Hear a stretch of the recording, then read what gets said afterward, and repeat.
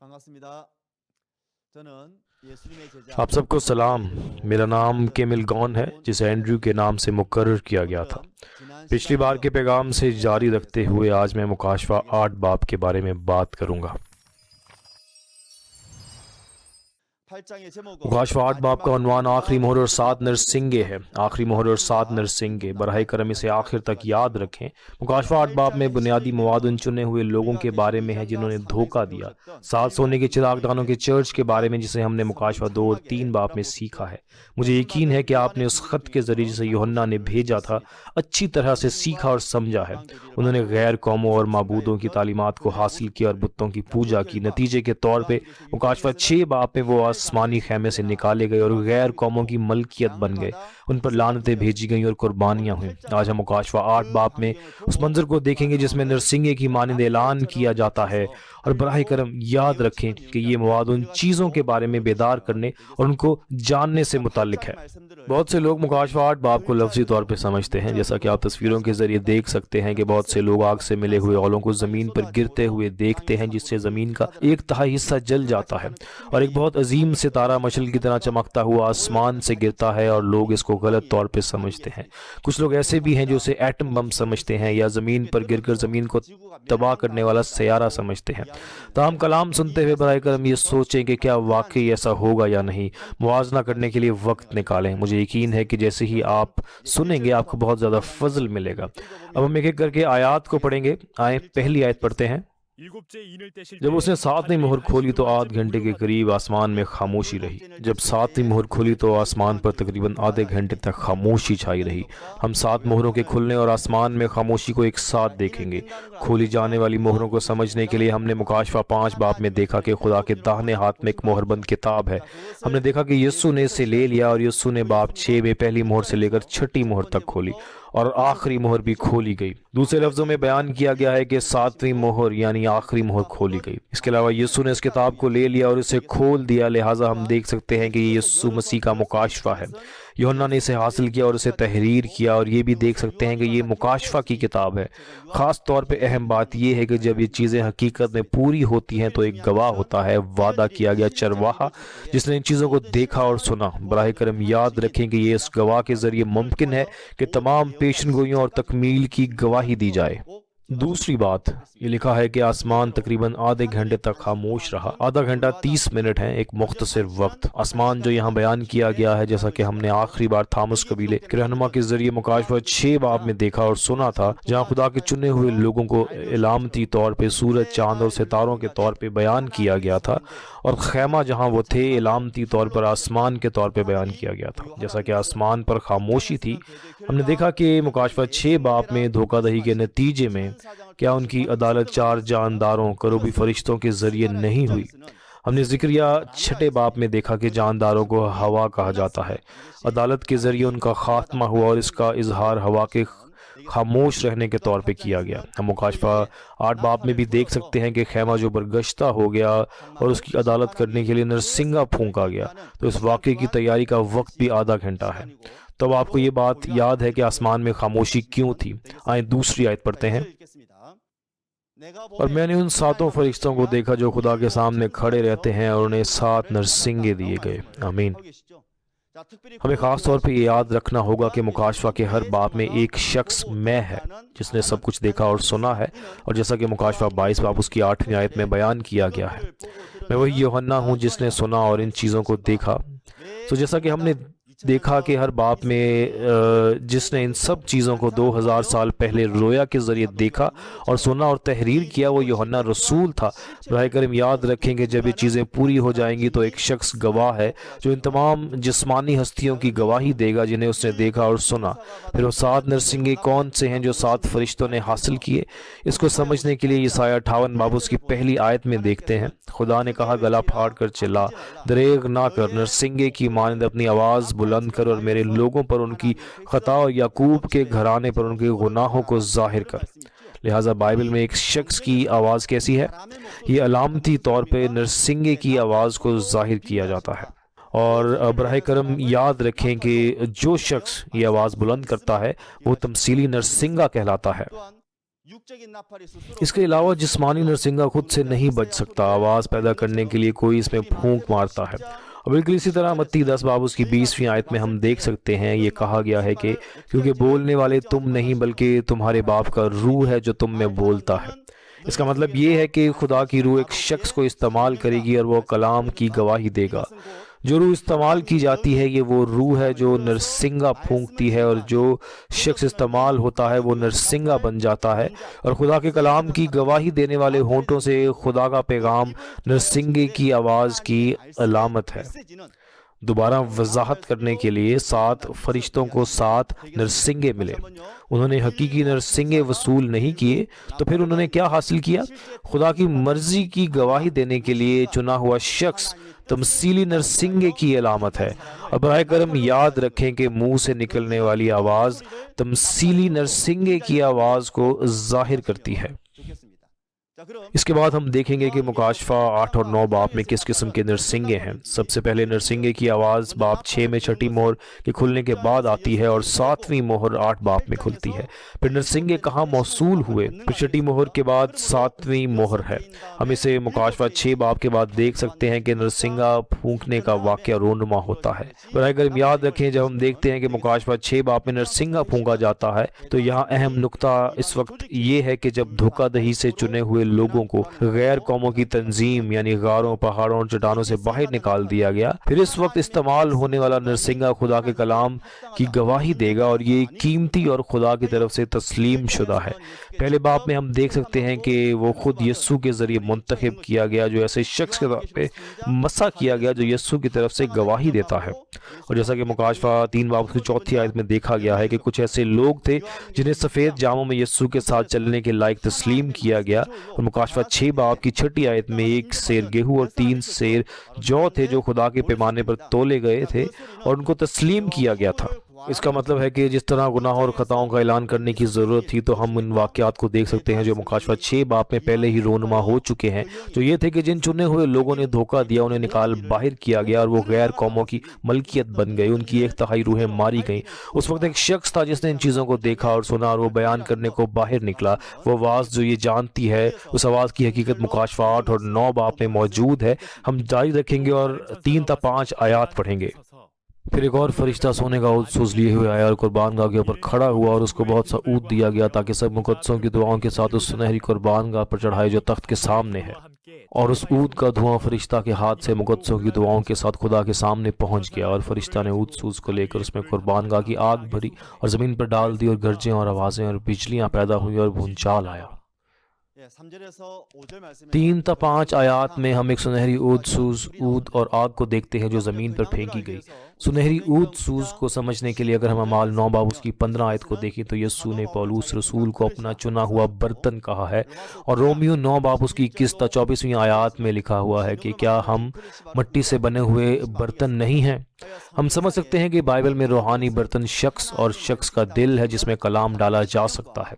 ख़ासतौर पर मुकाशफा 8 बाब में देखा गया है एक सुनहरी ऊदान एक ऐसे शख्स को इलामती तौर पे जाहिर करता है जिसके पास सच्चाई का ला तब्दील कलाम है। मुकाशफा पहले बाब में देखा गया है जहाँ यीशु खुद चुनता है, मसा करता है और नए यूहन्ना के लिए जो सुनहरी ऊद सूज है एक काम मुकर्रर करता है। इसके अलावा ये फरिश्ता बखूर हासिल करता है और खुदा के हजूर चला जाता है। ये बखूर जैसा कि मुकाशफा 5 बाब में देखा गया है मुकद्दसीन की दुआएं हैं और फरिश्ता इन दुआओं को लेकर खुदा के हजूर पेश करता है। हम ज़बूर 141 उसकी दूसरी आयत के ज़रिए देख सकते हैं और समझ सकते हैं जहाँ ये कहा गया है कि मेरी दुआएं तेरे हजूर बखूर की मानंद पहुँचे। हमने ये भी देखा कि ऊद सूज आग से भरा हुआ था और ज़मीन पर उंडेला गया था और गरजें, बिजली की चमक और ज़िलज़िला आया। फिर जो आग यहाँ दर्ज की गई है जैसा कि लूका 12:49 में देखा गया कि यीशु ज़मीन पर आग लगाने आए, तो ये जिस्मानी आग नहीं थी, लेकिन जैसा कि हम यिर्मयाह 5 बाब उसकी 4वीं आयत में देखते हैं कि खुदावंद कहते हैं कि मैं तेरे मुंह में अपने कलाम को आग बनाऊंगा और ये लोगों को लकड़ी की तरह खा जाएगी और ये आग उनको भस्म कर देगी। खुदा का अदालत का कलाम आग की तमसील की अलामत के तौर पर ज़ाहिर किया गया है। پھر وہ زمین کہاں ہے جہاں چرواہوں پر عدالت کا کلام برسایا جاتا ہے؟ ہم نے مکاشفہ 6 باب میں اس زمین کے بارے میں اچھی طرح سے سیکھا ہے۔ وہ شخص جس نے خدا سے زندگی کا دم لیا، اس نے گناہ کیا، اور اس طرح جب خدا اس زمین سے چلا گیا تو ہم پیدائش 3 باب اس کی 19ویں آیت میں دیکھ سکتے ہیں کہ لکھا ہے تم خاک ہو اور خاک ہی میں لوٹ جاؤ گے۔ جیسا کہ غلاطیوں 3 باب اس کی 3ری آیت میں بھی لکھا ہے کہ روح کے طور پہ شروع کر کے جسم کے طور پہ ختم کرنا چاہتے ہو۔ ہمیں اسے خیمہ کے مقدس کے ارکان کے لیے تشبیہ کے طور پہ دیکھ سکتے ہیں جنہوں نے دھوکہ دیا۔ براہ کرم یاد رکھیں کہ خاک، زمین اور کھیت کا بائبل میں موجود شخص کے ساتھ کیا تعلق ہے۔ پھر جب یہ انڈیلا گیا تو گرجیں اور بجلیاں چمکیں اور یہ خدا کے کلام کی طرف اشارہ کر رہا ہے۔ اسے آسمان سے آنے والی آواز کے طور پہ سمجھا جانا چاہیے اور یہ روحوں کی تیز رفتار حرکت تھی۔ اس کے علاوہ زلزلے کا ذکر ہے جسے آپ دیکھ سکتے ہیں۔ حقیقت یہ ہے کہ زلزلہ تب آتا ہے جب زمین ہل جاتی ہے۔ جس زمین پر یہ انڈیلا گیا وہ خیمہ کے کلیسیا کے ارکان ہیں جنہوں نے دھوکہ دیا، اور ان کے دلوں کا لرزنا زلزلے کی تشبیہ کے طور پہ استعمال کیا گیا ہے۔ یہ وہ زلزلہ ہے جس کے بارے میں یسوع نے 2000 سال پہلے آخری زمانہ کے بارے میں کہا تھا کہ قحط اور زلزلے آئیں گے۔ آپ زلزلے کو ایک بڑے زلزلے کے طور پہ بھی سمجھ سکتے ہیں جو سورج، چاند اور ستاروں کے تاریک ہونے اور گرنے سے پہلے مکاشفہ 6 باب اس کی 12ویں آیت میں آتا ہے۔ آخر میں براہ کرم یاد رکھیں گے کلیسیا کے ممبران جو جسم بن گئے تھے، ان کی عدالت اس طرح کی گئی تھی کہ یہ کلام ان پر وعدہ کے چرواہے کے ذریعے انڈیلا گیا تھا جس میں آگ جیسا کلام موجود ہے، اور یہ ایک تمثیل بھی تھی۔ آگے ہم آیت 6 اور 7 میں پہلے نرسنگے کی آفت کو سنیں گے۔ آئیے 6 اور 7ویں آیت کو پڑھتے ہیں۔ اور وہ 7 فرشتے جن کے پاس وہ 7 نرسنگے تھے پھونکنے کو تیار ہوئے، اور جب پہلے نرسنگے نے نرسنگا پھونکا تو خون سے ملے ہوئے اولے اور آگ پیدا ہوئی اور زمین پر ڈالی گئی، اور 1/3 زمین جل گئی اور 1/3 درخت جل گئے اور تمام ہری گھاس بھی جل گئی۔ آمین۔ ہم دیکھتے ہیں کہ پہلا نرسنگا پھونکا جاتا ہے اور دیکھا جاتا ہے کہ اولے اور خون ملی ہوئی آگ برستی ہے اور اسے زمین پر ڈالا گیا، اور زمین کا 1/3 حصہ اور درخت جل گئے۔ کچھ لوگ اس وجہ سے کہتے ہیں کہ یہ ایٹمی بم ہے، لیکن آئیے دیکھتے ہیں کہ کیا واقعی ایسا ہے۔ جب ہم پرانے عہد نامے میں خروج 9 باب اس کی 23 تا 25 آیات میں موسیٰ کے زمانے کو دیکھتے ہیں تو آگ ملے ہوئے اولے کس قدر شدت سے برسے تھے۔ اس کا کہنا ہے کہ اس نے مصر میں تمام لوگوں، جانوروں اور درختوں کو مار ڈالا۔ پھر کیا یہ واقعی اس کے بارے میں بات کر رہا ہے؟ اگر مکاشفہ 8 باب میں یہ آفت ایک جسمانی آفت ہے تو 8ویں باب کی 13ویں آیت میں عقاب کی آواز جو فضا میں اڑ رہا ہے اور 3 بار کہتا ہے کہ افسوس افسوس افسوس، تو یہ بھی ایک جسمانی عقاب کی آواز ہونی چاہیے، لیکن اس طرح کی کوئی چیز نہیں ہے۔ لہٰذا براہ کرم یاد رکھیں کہ یہ مواد روحانی واقعات کے بارے میں ہے، لیکن روحانی اولے کو سمجھنے کے لیے ہم استثناء 32 باب کی 2 آیت کو دیکھتے ہیں۔ اس میں خدا کہتا ہے کہ میری تعلیم می کی طرح برسے گی، میری تقریر شبنم کی مانند ٹپکے گی، جیسے نرم گھاس پر پھوار پڑتی ہو اور سبزی پر جھڑیاں۔ خدا کا کلام بارش اور اوس کی تمثیل کے طور پہ استعمال ہوتا ہے، اس لیے جس طرح تمام جانداروں کو زندہ رہنے کے لیے بارش یا اوس کی ضرورت ہوتی ہے، اسی طرح ہم دیکھ سکتے ہیں کہ یہ مواد بتا رہا ہے کہ خدا کے لوگ صرف خدا کا کلام سن کر زندہ رہ سکتے ہیں، تاہم اولے پانی کے جمنے کی وجہ سے بنتے ہیں، جیسے کہ بارش یا اوس جم جاتے ہیں، اور پھر جسمانی اولے لوگوں، جانوروں، درختوں اور پودوں کو مار ڈالتے ہیں۔ تو روحانی اولے کیا ہیں؟ یہ قہر کا کلام ہے جو عدالت کرتا ہے، اور روحانی اعتبار سے یہ اولے کہلاتے ہیں۔ براہ کرم یاد رکھیں کہ اولے قہر کا کلام اور ایک چرواہے کی طرف اشارہ کر رہے ہیں جو اس کلام کو قبول کرتا ہے۔ جیسا کہ بعض نے کہا کہ اگر یہ ایٹمی بم ہے تو یہ کہاں ہونا چاہیے؟ یہ ہتھیاروں کے ذخیرہ میں ہونا چاہیے۔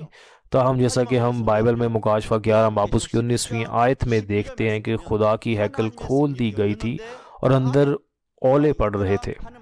یاد رکھیں کہ یہ ایٹم بم نہیں ہو سکتا۔ اس کے علاوہ جب آپ عیسائیہ 28 باب اس کی 2 تا 17 آیات کو دیکھتے ہیں تو کہا جاتا ہے کہ طاقتور اور مضبوط لوگ ہیں جو اولوں کی مانند ہیں، اور اولے آپ کی پناہ گاہ کو بہا لے جائیں گے۔ یہ جھوٹ ہے۔ اس کا مطلب یہ نہیں کہ یہ جسمانی اولے ہیں، یہ روحانی طور پہ کلام، اور چرواہا جو کلام رکھتا ہے اس کا حوالہ دے رہا ہے جو جھوٹ کو نکال باہر کرتا ہے۔ پھر جیسا کہ زمین پر ڈالا گیا، اس کا مطلب یہ ہے کہ اس نے زمین، درخت اور گھاس کو جلا دیا۔ جیسا کہ ہم نے پہلے زمین کو سیکھا، جن چنے ہوئے لوگوں نے دھوکہ دیا وہ خدا کو چھوڑ گئے اور انہیں زمین کہا گیا۔ درخت، جیسا کہ پہلا پطرس پہلا باب اس کی 24ویں آیت میں دیکھا گیا ہے کہ تمام آدمی گھاس کی مانند ہے، اور یسایہ 5 باب اس کی 107ویں آیت میں لکھا ہے کہ یہودا خدا کا خوشنما پودا ہے۔ لہٰذا ہم سمجھ سکتے ہیں کہ بائبل میں درخت اور گھاس لوگوں کی طرف اشارہ کرتی ہے۔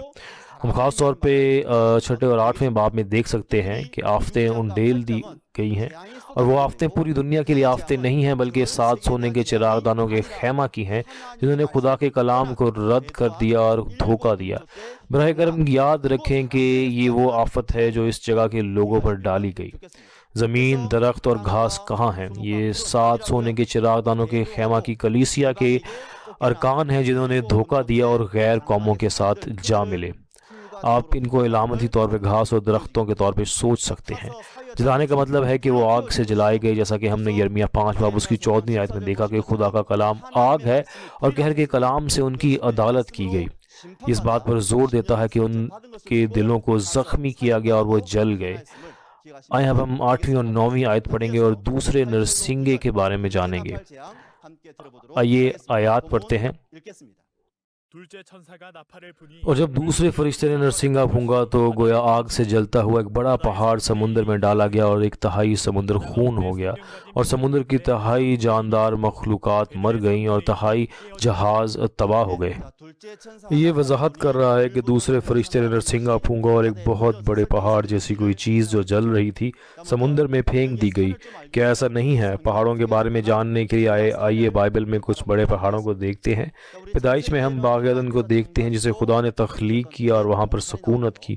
اس کے بعد کوہ ارارات جہاں نوح کی کشتی ٹھہرتی تھی، موریا کا پہاڑ جہاں ابراہیم نے اسحاق کو قربان کیا، حورب کا پہاڑ جہاں موسیٰ نے خدا سے ملاقات کی اور شریعت حاصل کی، زیتون کا پہاڑ جہاں یسوع نے دعا کی تھی، اور یہاں تک کہ مکاشفہ کی 14 باب اس کی پہلی آیت میں ہم دیکھ سکتے ہیں کہ یسوع یعنی برہ سیون کے پہاڑ پر کھڑا ہے۔ ایک طرح سے یہ کہنا مبالغہ آرائی نہیں ہوگی کہ بائبل ایک پہاڑ سے شروع ہوتی ہے اور اسی پہاڑ پہ ختم ہوتی ہے۔ پھر آپ سب جو مکاشفہ کو سن رہے ہیں، آپ کو یہ جاننے کی ضرورت ہے کہ آخر میں یسوع جو کہ برہ ہے وہ کس قسم کے پہاڑ پہ کھڑا ہے، کون سا باب تھا؟ یہ مکاشفہ 14 باب ہے۔ لہٰذا مجھے امید ہے کہ آپ 14 باب کو بھی سننے کے لیے یہاں پر ضرور حاضر ہوں گے۔ تاہم مکاشفہ 8 باب میں ظاہر ہونے والا پہاڑ کوئی جسمانی پہاڑ نہیں ہے۔ اگر سب کچھ جسمانی ہوتا تو یہ بھی ایک بڑی تباہی ہوتی۔ بائبل میں مکاشفہ اس بات کی وضاحت کرتا رہتا ہے کہ اس کا ایک روحانی معنی ہے۔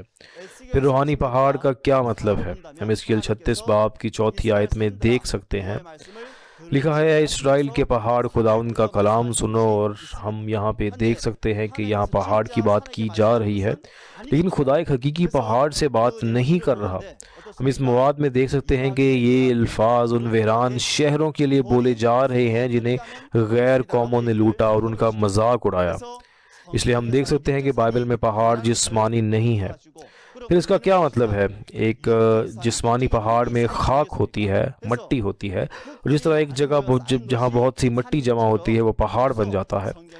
ہم پہلے دیکھ چکے ہیں اور اب بھی دیکھ سکتے ہیں کہ خاک، زمین، کھیت سب انسانوں کی طرف اشارہ کر رہے ہیں۔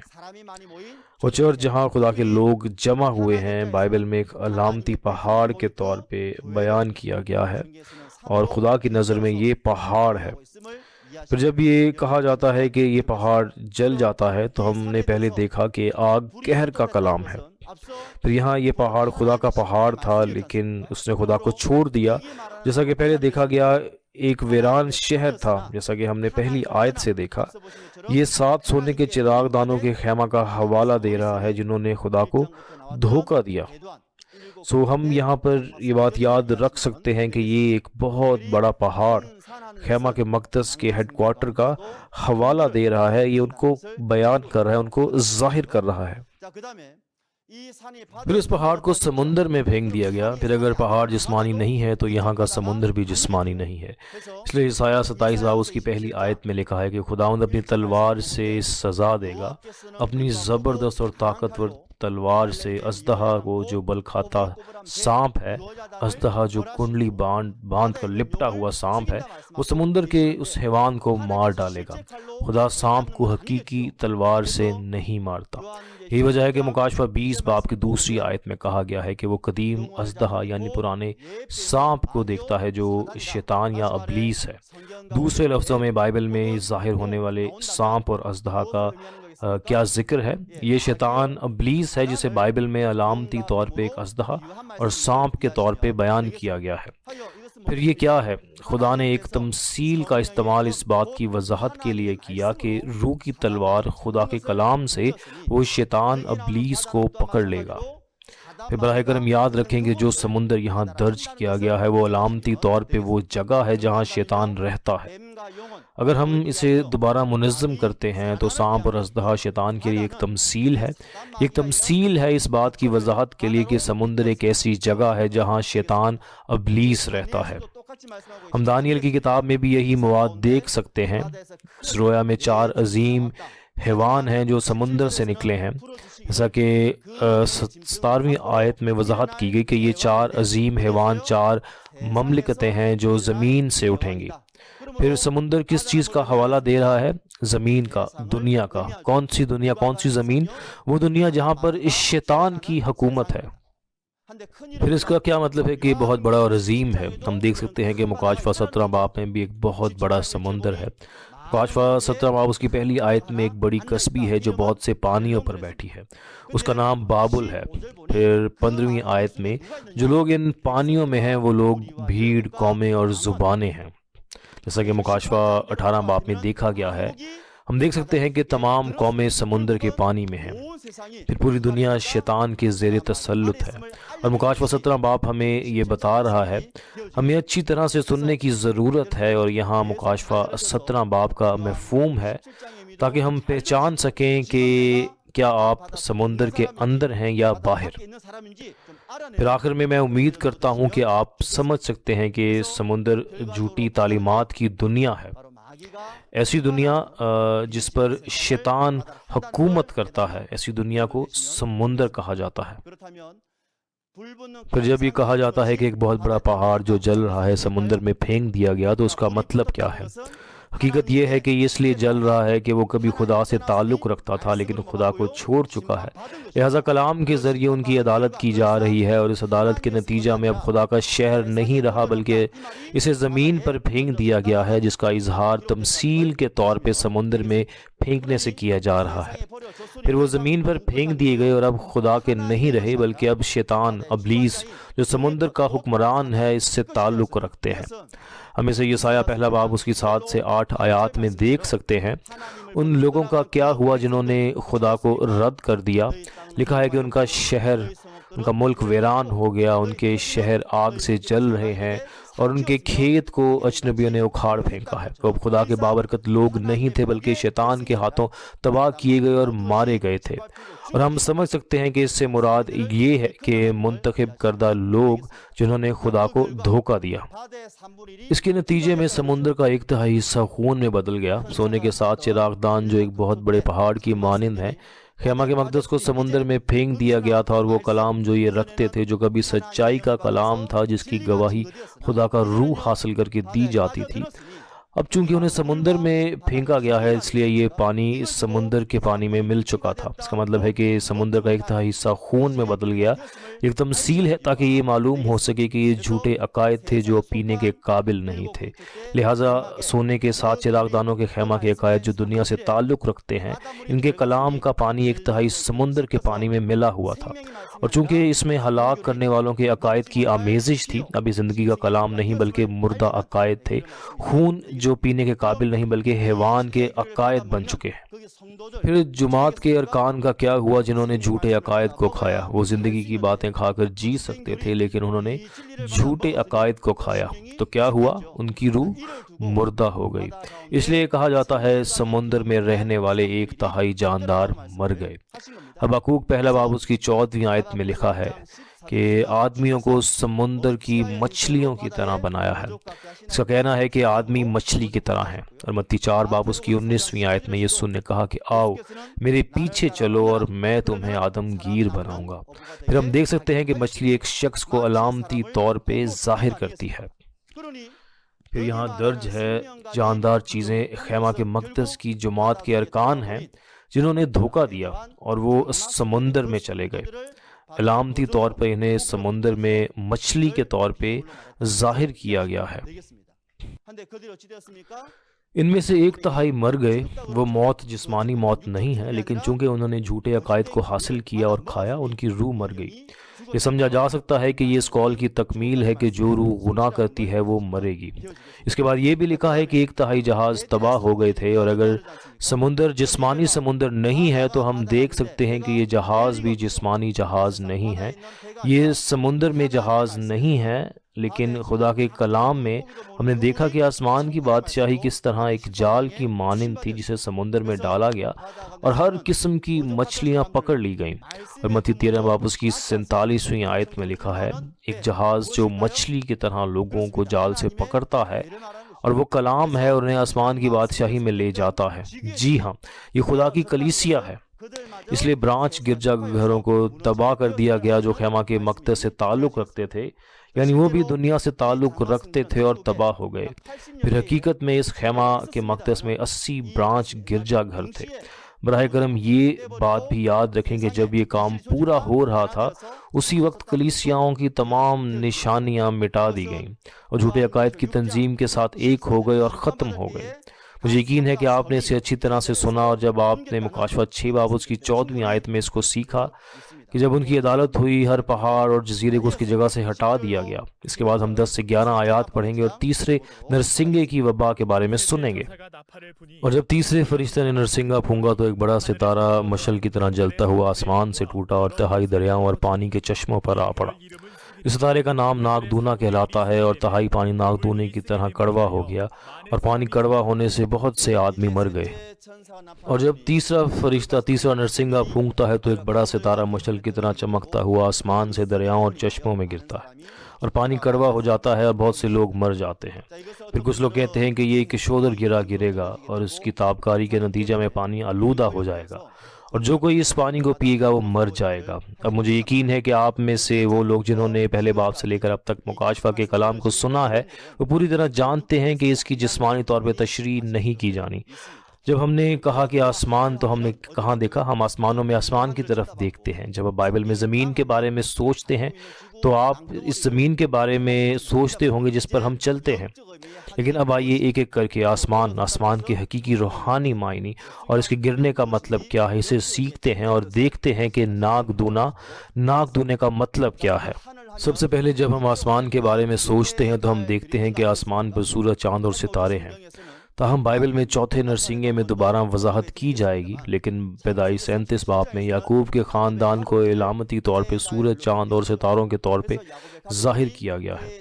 اگر یعقوب کا خاندان سورج، چاند اور ستاروں کی طرح ہے، اسرائیلی سورج، چاند اور ستارے ہیں جو خیمہ کے مقدس میں ہیں جہاں سورج، چاند اور ستارے ہوتے ہیں، خدا کے ساتھ رہنے والے، اس لیے خدا ان کے ساتھ ایک تھا، اور اس جگہ کو علامتی طور پہ آسمان، خیمے کا مقدس کہا جاتا ہے۔ اور یہاں تک کہ جب ہم گاتے ہیں، گیت گاتے ہیں، اس میں ہم کہتے ہیں کہ جہاں میرا خداوند یسوع ہمارے ساتھ رہتا ہے وہ آسمان ہے۔ اس لیے مکاشفہ 8 باب میں یہ آسمان کہاں ہے؟ اب یہ آسمان میں آسمان نہیں ہے، لیکن ہم مکاشفہ 1 باب اس کی 20ویں آیت میں سے دیکھ سکتے ہیں یسوع کے دائیں ہاتھ میں 7 ستارے تھے، اور 7 ستارے 7 فرشتے ہیں۔ 7 گرجا گھروں میں سے پھر وہ جگہ کہاں ہے جہاں 7 ستارے ہیں؟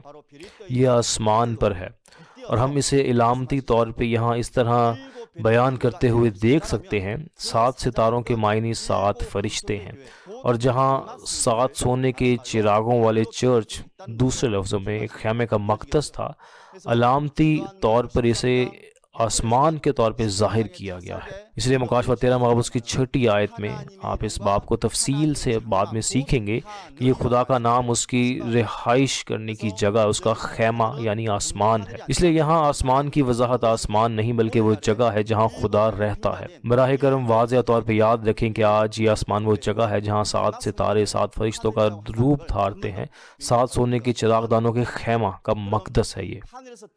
پھر اس نے کہا کہ یہ آسمان سے گرا، اس کا مطلب کیا ہے؟ یسایہ 14 باب اس کی 12 تا 15 آیات میں واضح طور پہ بتایا گیا ہے کہ گرنے کا کیا مطلب ہے۔ اے صبح کے ستارے، تو آسمان سے کیوں کر گرایا گیا؟ تو زمین پر گرا دیا گیا، تو جس نے قوموں کو پست کر دیا۔ اگر آپ پڑھتے ہیں تو ہم دیکھتے ہیں کہ جو گر گیا وہ خدا کے خلاف گیا اور اپنے آپ کو خدا جیسا بنانے کی کوشش کی۔ اسے علامتی طور پہ صبح کے ستارے کے طور پہ ظاہر کیا گیا ہے۔ اس لیے بائبل میں جب یہ کہا جاتا ہے کہ آسمان سے گرا اور زمین پر گرا تو ہم دیکھ سکتے ہیں کہ یہ خدا کے خلاف جانے اور ایک گروہ بنانے کا نتیجہ ہے، اور یہ وہ ہیں جو آسمان سے گرے جو زمین پر گرائے گئے۔ روحانی زمین میں نمائندہ کون ہے؟ یہ شیطان اور ابلیس ہے۔ وہ ایک فرشتہ تھا جو خدا کی مدد اور خدمت کے لیے بنایا گیا تھا، لیکن اب کیا؟ وہ مغرور تھا، اوپر اٹھایا گیا، خدا کے خلاف گیا اور خدا سے بالا تر ہونا چاہتا تھا۔ اس کے نتیجے میں وہ گر گیا اور آسمان سے چلا گیا۔ تو پھر یہ کون تھا؟ شیطان اور ابلیس۔ نیز ایک جسم ہے جسے شیطان یا ابلیس استعمال کرتا ہے، اور جس جسم کو شیطان اور ابلیس استعمال کرتا ہے، علامتی طور پہ اس کا موازنہ اس گرے ہوئے اس ستارے سے کیا گیا ہے۔ جب ہم اس مواد کو دیکھتے ہیں تو ہم صرف یہ پڑھتے ہیں کہ ایک عظیم ستارہ مشعل کی طرح چمک رہا ہے۔ پھر یہ ستارہ کون ہے؟ یہ ایک حقیقی ستارہ نہیں، اس کا نام ناگدونا ہے، اور اگر اس نام کا ستارہ نہ ہو تو ہم اسے روحانی طور پہ سمجھ سکتے ہیں۔ سب سے پہلے یہ آسمان سے گرا۔ یہ آسمان کہاں ہے؟ یہ آسمان خیمہ کا مقدس ہے۔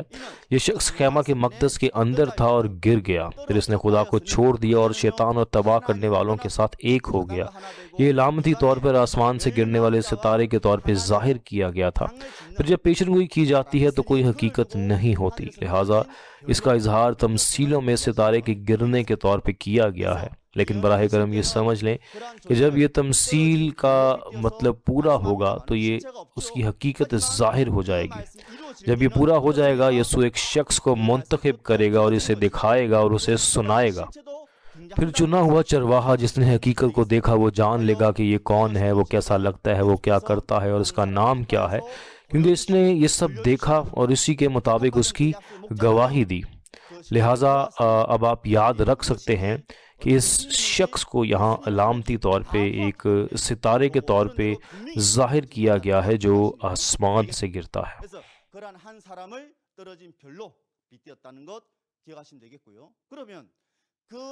پھر ستارے کا نام ناگدونا کیوں ہے؟ بائبل میں ناگدونا کا مطلب ہے کڑوا ہونا۔ بائبل یہ بھی کہتی ہے استثنا 32 باب اس کی 31 تا 33 آیات میں کہ ایک انگور کی بیل ہے جو دشمن کی چٹان سے آتی ہے، ان کی بیلیں سدوم اور امورا کی بیلوں اور کھیتوں میں سے آتی ہیں، اور ان کے انگور کڑوے ہیں، ان کی میں اژدہاؤں کا بس اور کالے ناگوں کا زہر قاتل ہے۔ ہم نے پہلے سیکھا کہ سانپ اور اژدہا کیا ہے۔ وہ اژدہا قدیم سانپ ہے جو شیطان یا ابلیس ہے۔ پھر انگور جو زہر سے بھرے ہوئے ہیں، ان کی میں جسمانی انگور کی بات نہیں کی جا رہی، یہ جھوٹے عقائد کے لیے ایک تمثیل ہے۔ سانپوں کا زہر، اژدہا کا مہلک زہر، منہ سے نکلنے والے زہر سے بھرے انگور، وہ چرواہا جسے شیطان استعمال کرتا ہے۔ یرمیہ 9 باب اس کی 15 آیت میں اور یرمیہ 23 باب اس کی 15ویں آیت میں ہم سمجھ سکتے ہیں کہ جن لوگوں نے خدا کو چھوڑ دیا ان سب نے زہر آلودہ اور کڑوا پانی پیا، اور اس کا اظہار تمثیل کے طور پہ کیا گیا ہے۔ اسی لیے مشعل کی طرح بھڑکنے والے عظیم ستارے کا نام ناگدونا تھا۔ اس کا کیا مطلب ہے؟ جہاں وہ ہے وہ آسمانی خیمہ ہے، لیکن وہ شیطان ابلیس کے ساتھ ایک ہو گیا اور سچائی کی نہیں بلکہ جھوٹے عقائد کی گواہی دیتا ہے، جس کی وجہ سے اسے گرا ہوا ستارہ ناگدونا کہا گیا۔ اس گرے ہوئے ستارے کو ناگدونا کہا گیا۔ پھر یہ ہستی کہاں گر گئی؟ یہ دریاؤں اور چشموں پر گرتی ہے۔ اس خیمہ کے مقدس کے ملک بھر میں 80 برانچ گرجا گھر تھے، لیکن حقیقت یہ ہے کہ یہ دریاؤں اور چشموں پر گرا۔ یہ تمام چرواہوں اور مبشروں پر گرا، یعنی ان میں چلا گیا۔ یہ سچ نہیں بلکہ جھوٹے عقائد تھے جن کی گواہی دی جا رہی تھی۔ اس لیے استثنا 32 باب کی دوسری آیت میں خدا کے کلام کو تمثیلی طور پہ بارش اور اوس کے طور پہ ظاہر کیا گیا تھا، جیسا کہ یہ گرتا ہے اور یہاں جمع ہو جاتا ہے، اور جہاں سے یہ پھوٹتا ہے وہ ایک چشمہ ہے۔ یہ خدا کے خیمہ کے مقدس کا حوالہ دیا جا رہا ہے جہاں سے یہ کلام نکلتا ہے، اور چرواہا جس نے اس کلام کو قبول کیا اور اس کی گواہی دی اس کو ظاہر کرتا ہے۔ اس چرواہے کا منہ جو بولتا ہے وہ بھی اس چشمے کی طرح ہوتا ہے۔ امثال 10 باب اس کی 11ویں آیت میں یہ لکھا ہے کہ صادق کا منہ زندگی کا چشمہ ہے۔ اس کے بعد چرواہے کے منہ سے جو پانی نکلتا ہے وہ بہتا ہے، جسے جسمانی طور پہ دیکھا جائے تو وہ دریا کی طرح ہے جہاں پانی بہتا ہے۔ مبشر جو کلام حاصل کرتا ہے اور اسے پہنچاتا ہے، اس کا اظہار روحانی دریا کے طور پہ کیا جاتا ہے، یہاں تک کہ یسوع نے یوحنا 7 باب اس کی 38 آیت میں کہا، جو مجھ پر ایمان لائے گا اس کے اندر سے، جیسا کہ کتاب مقدس میں آیا ہے، زندگی کے پانی کی ندیاں جاری ہوں گی۔ جو لوگ سچائی کے کلام کو سنتے ہیں اور ایمان لاتے ہیں، وہ کلام کو قبول کرتے ہیں اور اسے دوسروں تک پہنچاتے ہیں۔ آخرکار اس طرح ہم بھی زندگی کے پانی کا دریا بن سکتے ہیں۔ اس لیے جیسا کہ ہم نے پہلے سیکھا، جو ستارہ گرا وہ ہستی دریاؤں اور چشموں میں گری۔ اس کا کیا مطلب ہے؟ اس کا مطلب ہے کہ اس نے آسمانی خیمہ کے مقدس کے مبشروں اور چرواہوں کو موصول ہونے والے جھوٹے عقائد کی گواہی دی، اور یہ وہاں گرنے کا مطلب ہے۔ پھر اس جگہ سے کیسا پانی نکلے گا؟ اس سے پہلے 7 روحوں کے ذریعے سچائی کا کلام نکلتا تھا جو ان کو ملتا تھا، لیکن اب اس کو ستارے ناگدونا نے مارا ہے اور وہ جھوٹی روح کے ساتھ ایک ہو گیا ہے، اور جو کلام وہ قبول کرتا ہے اور گواہی دیتا ہے وہ کڑوا پانی ہے۔ یہی وجہ ہے کہ 1/3 پانی کڑوا ہو گیا۔ خیمے کا مقدس کے چرچ کے 1/3 کلام بشمول برانچ گرجا گھروں میں جھوٹے عقائد کی آمیزش کی گئی۔ یہ ہے 1/3 پانی کے تلخ ہونے کی حقیقت۔ یہ بالکل یسایہ 1 باب اس کی 22ویں آیت میں ایک منظر کی طرح ہے کہ تیری چاندی میل ہو گئی، تیری میں پانی مل گیا۔ پھر جب ایسا ہوتا ہے تو جماعت کے ارکان کا کیا ہوگا جو جھوٹے عقائد کھاتے ہیں؟ جیسا کہ دیکھا گیا ہے بہت سے لوگ مر جائیں گے۔ اس کا مطلب یہ نہیں ہے کہ ان اشخاص کا جسم مردہ ہو جائے گا، بلکہ 7 سونے کے چراغوں والے خیمے کی کلیسیا کے ارکان کی روح جو اس پانی کو کھاتی ہے وہ مر جاتی ہے۔ جیسا کہ ہم اسے دیکھ سکتے ہیں، یہ اس بات کی حقیقت ہے جو پیدائش 2 باب اس کی 17ویں آیت میں بیان کیا گیا ہے کہ آپ کو نیک و بد کی پہچان کے درخت کے پھل کو نہیں کھانا چاہیے، کیونکہ جب آپ اس نیک و بد کی پہچان کے درخت کے پھل کو کھائیں گے تو آپ ضرور مر جائیں گے۔ کیا واقعی کہا جاتا ہے کہ روح مردہ ہے لیکن جسم زندہ ہے؟ ہو سکتا ہے کہ وہ یہ سوچ کر فخر کریں کہ وہ زندہ ہے، لیکن جب خداوند ان کو دیکھتا ہے، انہوں نے جھوٹے عقائد کو قبول کیا اور کھایا، اور ان کی عدالت کی جائے گی، یہ بتاتے ہوئے کہ ان کی روح مر چکی ہے۔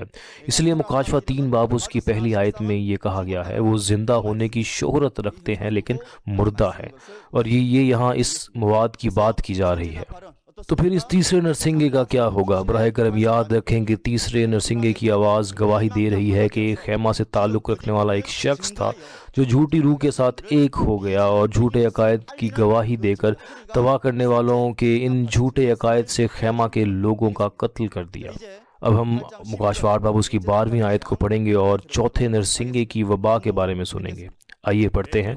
اور جب چوتھے فرشتے نے نرسنگا پھونکا تو 1/3 سورج اور 1/3 چاند اور 1/3 ستاروں پر صدمہ پہنچا، یہاں تک کہ ان کا 1/3 حصہ تاریک ہو گیا اور 1/3 دن میں روشنی نہ رہی، اور اس طرح 1/3 رات میں بھی۔ ابھی 8ویں باب میں آخری نرسنگا ہے، چوتھا نرسنگا۔ یہ نرسنگا پھونکا گیا اور سورج، چاند اور ستارے تاریک ہو گئے۔ مجھے یقین ہے کہ یہ مکاشفہ 6 باب میں تھامس قبیلے کے رہنما کے ذریعے اچھی طرح سے سیکھا گیا تھا، اور اس طرح میں اسے مختصر ترتیب دوں گا۔ ہم دیکھتے ہیں کہ سورج، چاند اور ستارے جسمانی طور پہ موجود ہیں، لیکن بائبل کے اندر خدا کا منصوبہ اور مرضی درج ہے، اور ہم دیکھ سکتے ہیں کہ سورج، چاند اور ستاروں کے ایک روحانی معنی ہے۔ روحانی معنی پیدائش 37 باب اس کی 9 تا 11 آیات کو دیکھ کر سمجھا جا سکتا ہے، اور یہ کہ یوسف کے خواب کے ذریعے سورج، چاند اور 11 ستاروں کے جھکنے کی وضاحت اس کے والد یعقوب نے کی۔ یعقوب نے کہا کیا میں اور آپ کی ماں اور آپ کے بھائی آپ کے سامنے جھکیں گے؟ ان الفاظ کو باپ کا سورج جیسا، ماں کا چاند جیسا اور ستاروں کا بھائی جیسا ہونا علامتی کلام کے طور پہ دیکھا جا سکتا ہے کہ یہ خدا کے خاندان کی طرف اشارہ کر رہا ہے جس کا موازنہ سورج، چاند اور ستاروں سے کیا گیا ہے۔ اس کی وضاحت کے لیے خدا کی بادشاہی کے اندر کیا ہے؟ باپ کی طرح چرواہا جو کلام حاصل کرتا ہے سورج کی طرح ہے۔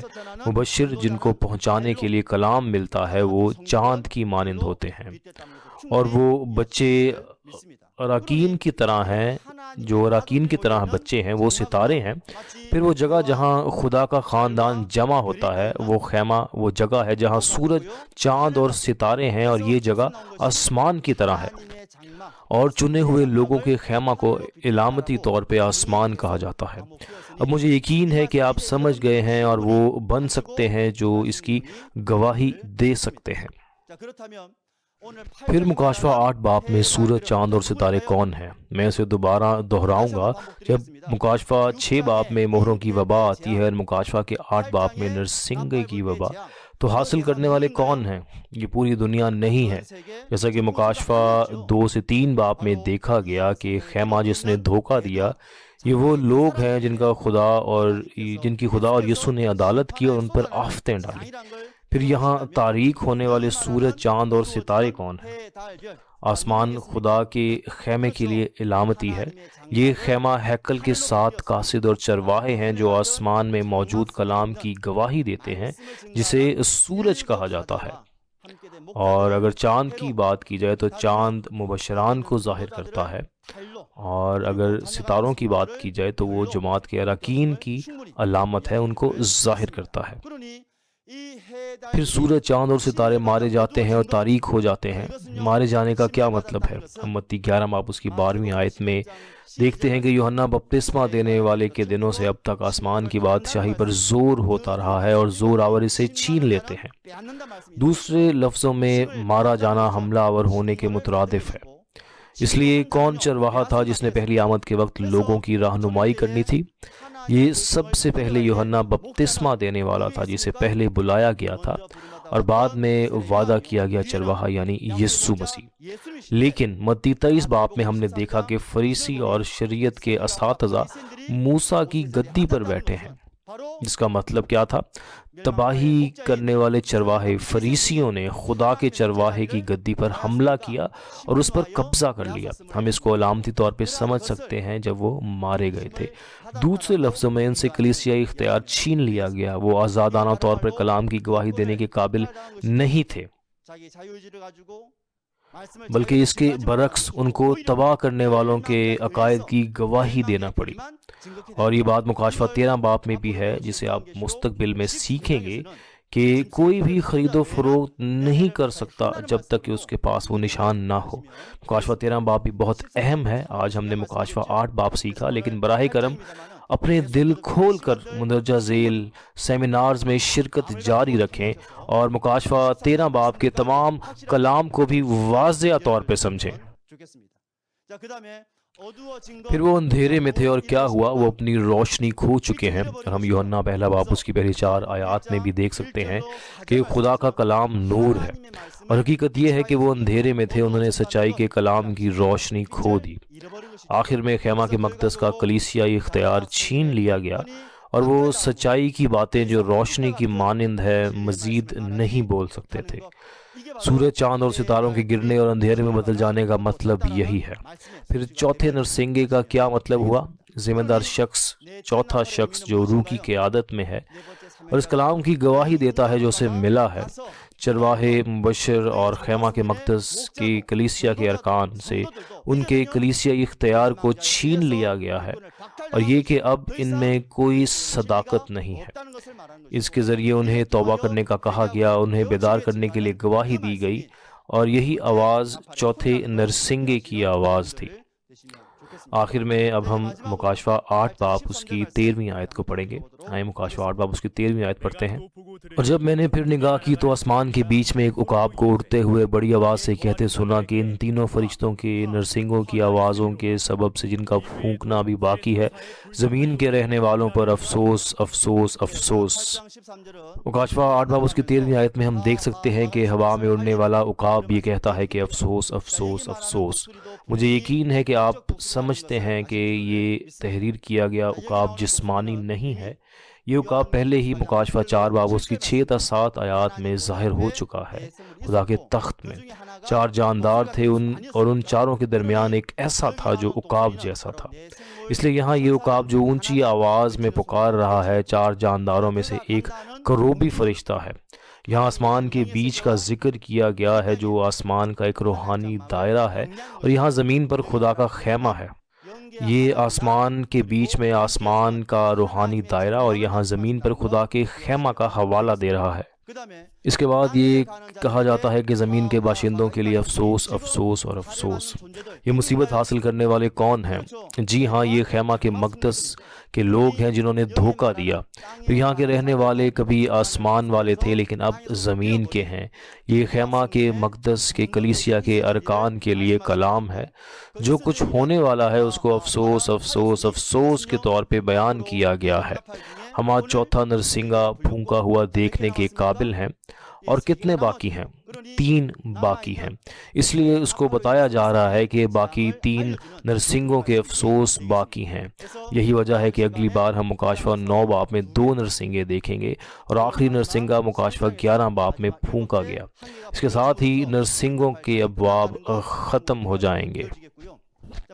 آخر میں تمام 7 نرسنگوں کا مواد ایک جیسا نہیں ہے، اس لیے میں آپ کو پہلے سے بتاتا ہوں. آج آپ نے پہلے نرسنگے سے چھٹے نرسنگے تک سنا ہے. یہ ان چنے ہوئے لوگوں پر وبا کو ظاہر کر رہا ہے جنہوں نے دھوکہ دیا. لیکن جو چیز واقعی اہم ہے وہ 7واں نرسنگا اور آخری نرسنگا ہے. یہ مکاشفہ 11 باب اس کی 15ویں آیت میں ظاہر ہوتا ہے. یہاں تک کہ پولس رسول نے بھی پہلا کرنتھیوں اس کی 15 باب میں آخری نرسنگے کی آواز کو راز کے طور پہ درج کیا ہے. اگر ہم پہلے سے چھٹے نرسنگے کو نہیں جانتے ہیں تو 7ویں نرسنگے کی آواز کو سننے یا اس کی تصدیق کرنے کا کوئی طریقہ نہیں ہے.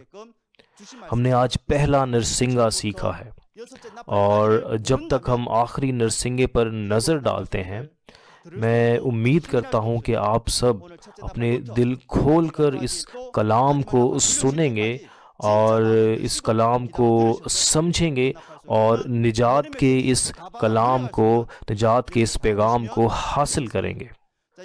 ہم نتیجہ پڑھیں گے اور اختتام پر پہنچیں گے. مکاشفہ 8 باب خیمہ کے مقدس کے کلیسیا کے ممبران کی روحوں کے عمل کو ظاہر کر رہا ہے جو ایک غیر قوم پرست فرقے سے وابستہ ہو گئے جن میں ہیڈ کوارٹر اور برانچ گرجا گھر جھوٹی تعلیمات حاصل کرنے اور کھانے کے نتیجہ میں مر رہے ہیں.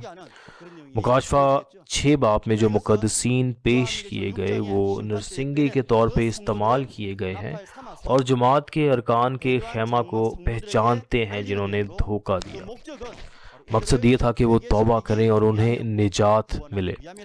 7 مہروں کا واقعہ مکاشفہ کی تکمیل کے وقت ہوتا ہے اور یہ بھی جو ہم نے آج دیکھا وہ 7 نرسنگا اور یہاں تک کہ 7 پیالوں کی وبا کا واقعہ. یہ ایک وبا ہے جو خیمہ کے مقدس میں جگہ لیتی ہے جہاں 7 سر اور 10 سینگ والے حیوان نے تباہی کی جن کو جھوٹے چرواہے کہا جاتا ہے اور وہ اس خیمہ کے مقدس میں حملہ کرتے ہیں. براہ کرم آپ یہ بات یاد رکھیں کہ یہ وبا جسمانی وبا نہیں ہے جو پوری دنیا پر آتی ہے. تو اس طرح سے ہم مکاشفہ 8 باب کو ختم کریں گے. میں پوچھنا چاہتا ہوں کہ جنہوں نے آج کلام سنا ان سب کے لیے کیسا رہا؟ مکاشفہ کی کتاب کسی بھی طرح سے زمین کے خاتمے کا حوالہ نہیں دیتی، یا نہ تو یہ خوفناک کتاب ہے اور نہ ہی ایسی کتاب ہے جسے ہمیں نہیں پڑھنا چاہیے. یہ وہ کتاب ہے جسے ہمارے خدا نے ہماری نجات اور ابدی زندگی کے لیے درج کیا اور اس پر مہر لگائی. ان لوگوں کے لیے جو دوسری آمد کے زمانہ میں رہ رہے ہیں، یہ اس کے فضل کا کلام ہے جسے وہ وعدہ کیے ہوئے چرواہے کے ذریعے یہ کلام ہم تک پہنچاتا ہے اور ہمیں سکھاتا ہے. مجھے یقین ہے کہ آپ کے مزید سوالات کا جواب آنے والے سیمینارز میں واضح طور پہ دیا جائے گا. آئیے ہم سب نبوت کے کلام میں ایک ہو جائیں اور خدا کی کامل دنیا کو پورا کریں جہاں کوئی گناہ یا قانون موجود نہیں ہے لیکن صرف آزادی اور امن سے بھرا ہوا ہے۔ خدا چاہتا ہے کہ ہم اپنے باپ خدا کے ساتھ رہیں اور اس کے ساتھ لطف اندوز ہوں۔ آئیے ہم سب آسمان کے لوگ بنیں جو ابدی خوشی میں رہتے ہیں۔ اس نوٹ پر جب میں کہوں ہم ایک ہیں، براہ کرم دہرائیں کہ ہم ایک ہیں، اور ہم ختم کریں گے آخر تک سننے کا شکریہ۔ ہم سب ہیں، شکریہ۔ ہم خدا کے فضل کے لیے شکر گزاری کی دعا کریں گے۔ اے باپ خدا، ہم واقعی آپ کا شکریہ ادا کرتے ہیں کہ آپ نے ہمیں یہ قیمتی اور بابرکت وقت مکاشفہ کی کتاب میں درج خدا کی مرضی کو سمجھنے کے لیے دیا۔ ہم اس نازل شدہ کلام کو سن رہے ہیں جو یسوع نے کھولا اور وعدہ شدہ چرواہے نے اس کی گواہی دی۔ براہ کرم اپنے لوگوں میں سے ہر ایک کی مدد کریں جس سے آپ محبت کرتے ہیں، اور انہیں اپنے آسمانی بادشاہی میں داخل ہونے کی برکت عطا کریں، کیونکہ آپ کی مرضی کو سمجھنے کے لیے سچائی کی روح ان کے ساتھ موجود ہے۔